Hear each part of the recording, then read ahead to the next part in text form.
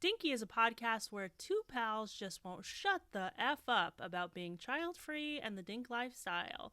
I'm Erika, and I don't have kids because I think if I had to clean up vomit more than once, I might just put my kid up for adoption.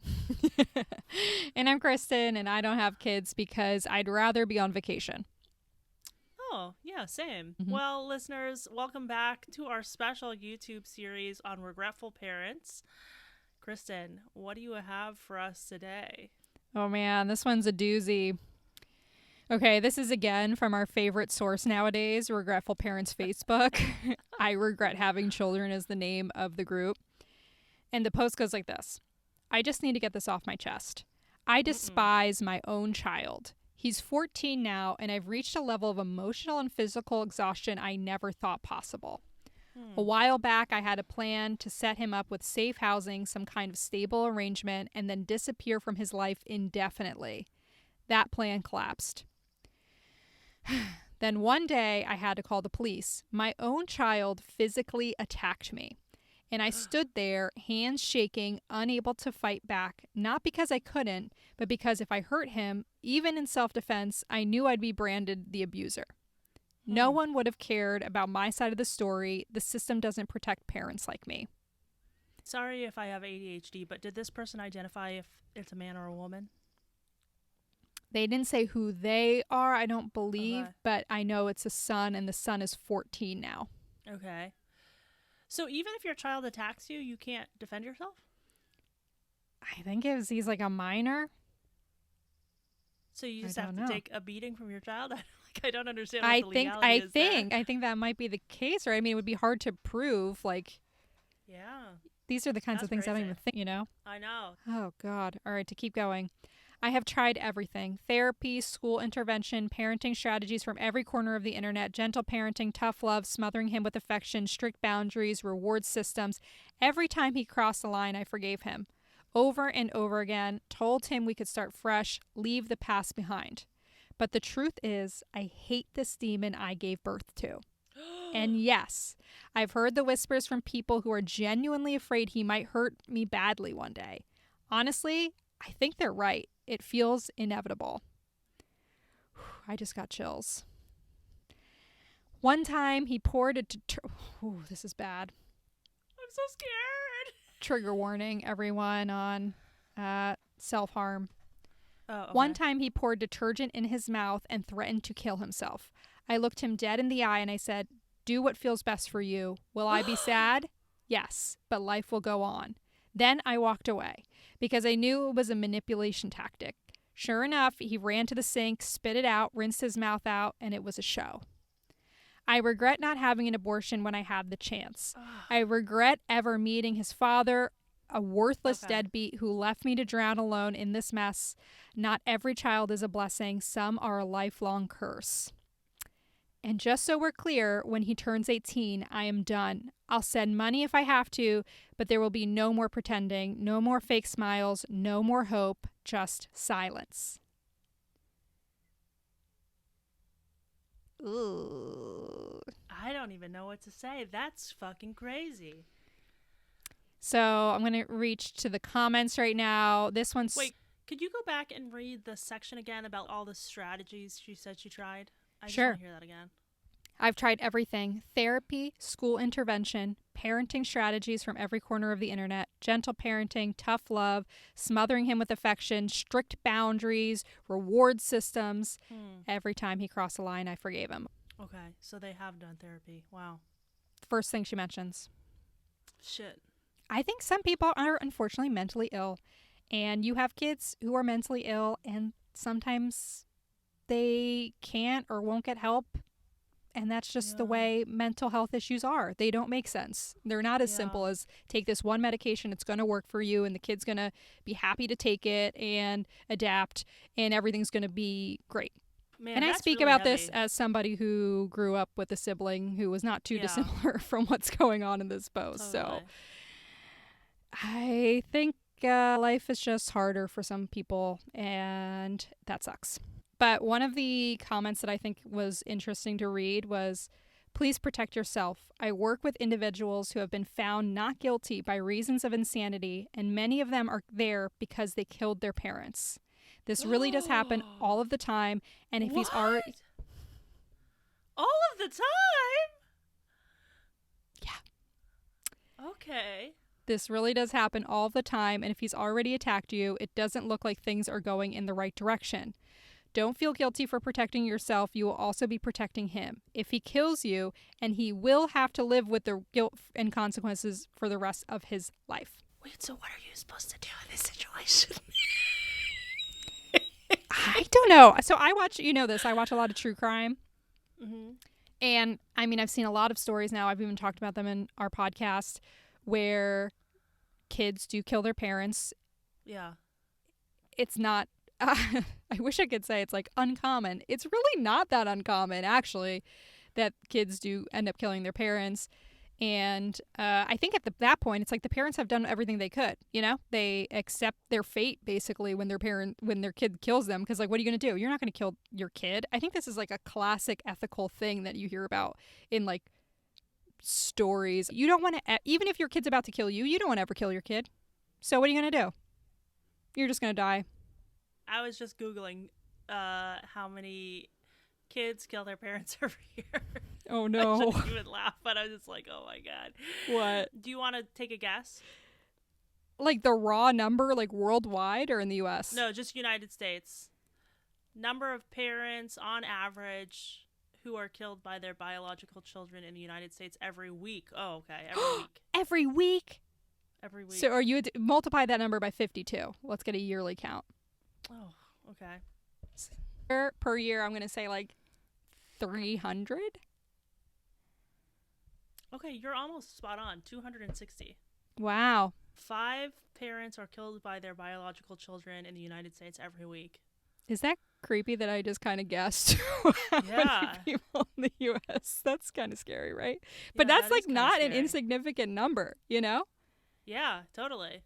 Does it have any more information about how? Yeah, so it does say parricide is rare. While tragic, these killings are rare compared to the total number of homicides. They account for approximately 1 to 2% of all homicides in the U.S. Wow. So this is specific to murdering your parents. Yeah, and it says This most isn't like individuals- accidental like death or like neglect or anything like that. No. Most individuals who kill their parents are adults over 18. Whoa! Making up around 80% of cases. Yeah. That makes sense. I've You seen on the just internet. would think if you're an adult, like, you would just, like, leave and not talk to your parents anymore. Well, I think a lot of these people are I would love to know the mental illness stats on this, but from everything I've seen on true crime, a lot of them are just straight up psychopaths. And when you're a psychopath, you're not keeping a job, you're not keeping relationships, friendships, you're not a normal person. Yeah. You're kind of with your parents until, like, unless you're homeless. Shit, dude. God. Every time I read these stories, I'm just like, I have to worry about that. We do criticize parents a lot on our podcast, some more valid than others. But I will say, one of the things that we criticize people for a lot is like, oh, people don't think about how expensive having kids are. People don't think about how hard having kids are. I do think literally nobody, not even like the person who has prepared the most for it, ever prepares for what if my child is a psychopath, or what if my child wants to physically hurt me or other people. Yeah. I mean, if I ever had a kid, because obviously one of the first like signals of a kid being a psychopath or on the route to eventual serial killer, if I ever had a kid who hurt animals. Yeah. What do you do? I don't know. Heavily medicate them as soon as possible. I think you just know. I think you're just like, oh my God, you want to hear a funny story? Yeah. I want to know what this funny story is. Oh, it's good. It's good. My dad was talking about this kid who was kind of a psychopath in his childhood. And he was saying this kid would like draw pictures of, I want to say it was like sheep or something that would explode or get mangled, or like horrible things would happen to like these animals, and he would laugh about it to himself. like a creep. And so my dad was just offhandedly like, I wonder whatever happened to that kid, because I still think about him to this day. Like, that was like psychopathic behavior. And so we Googled him. No. We found his LinkedIn. Dude, he was like, posting from jail? no, it's even better. Okay. He was like the head of weapons for the military. I am generalizing that title because I don't have it in front of me, but yeah, he worked his way up in the military and became like the head. He was like really fucking smart, but he was making like weapons of mass destruction high up in the military.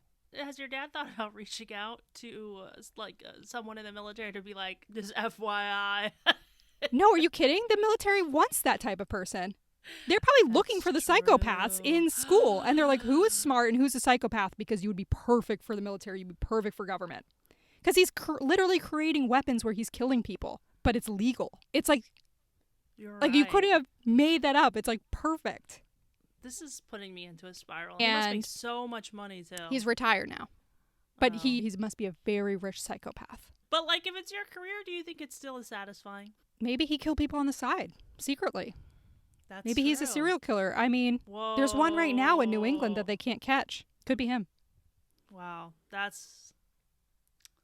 Anyway, were there any good comments on that post? I already read it. I read that one that was like, remember, I work with people, and if like defend your. Okay. And then the number one comment, which I'll read. He needs help, or he could continue this into adulthood. He's 14, not a baby. Make very clear to him that the next time he puts his hands on you, you will press charges, and stick to that. Forgiving this behavior over and over again is not doing him any favors. He has to understand there are consequences, and what he is doing is against the law.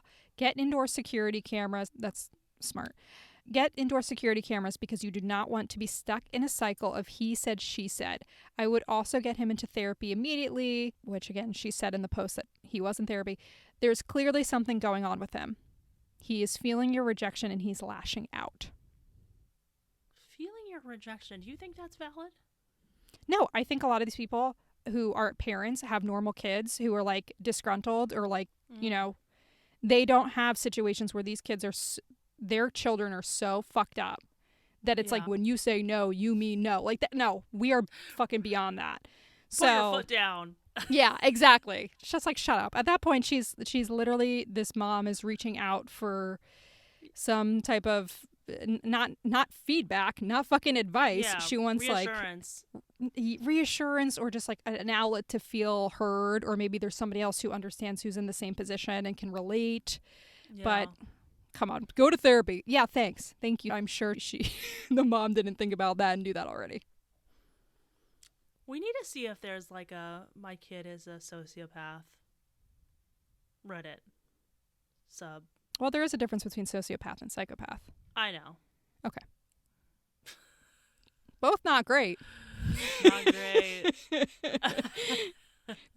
Should we Google the differences real quick? Do you have any initial thoughts about the difference between a sociopath and a psychopath? I haven't looked up in a long time, but I know that they're different. So this graphic from Very Well Health says sociopaths may have a weak conscience. They may be quick to anger when confronted with their behavior, and they often have legal issues and unstable personal lives. Psychopaths typically lack a conscience, generally do not explode under pressure, and only get into relationships to use other people. Ooh, man.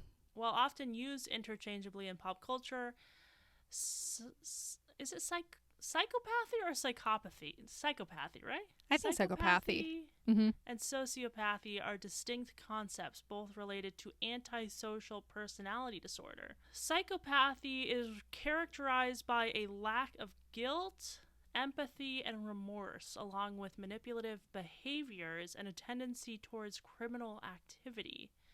Sociopathy, on the other hand, is often attributed to environmental factors like childhood trauma, and individuals may experience empathy and remorse, although to a lesser degree than typical individuals.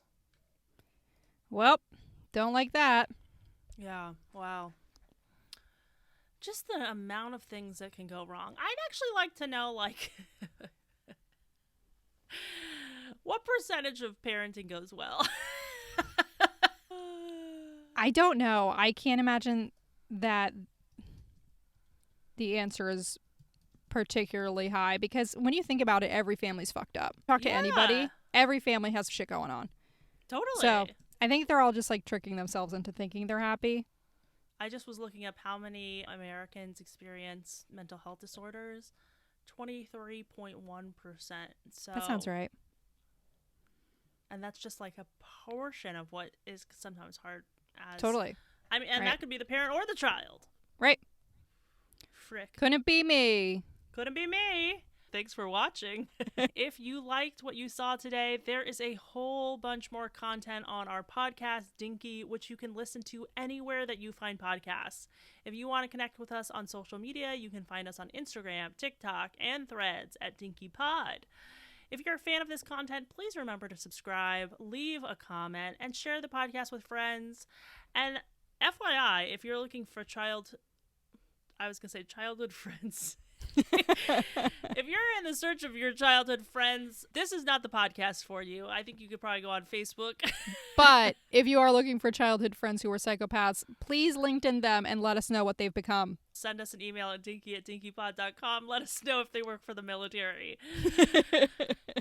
But if you do want to go on vacation with us and a bunch of other child-free friends, we are going to Mexico City and Europe this year. You can learn more about the trips that we're taking at trovatrip.com or dinkypod.com. Love ya. Love ya.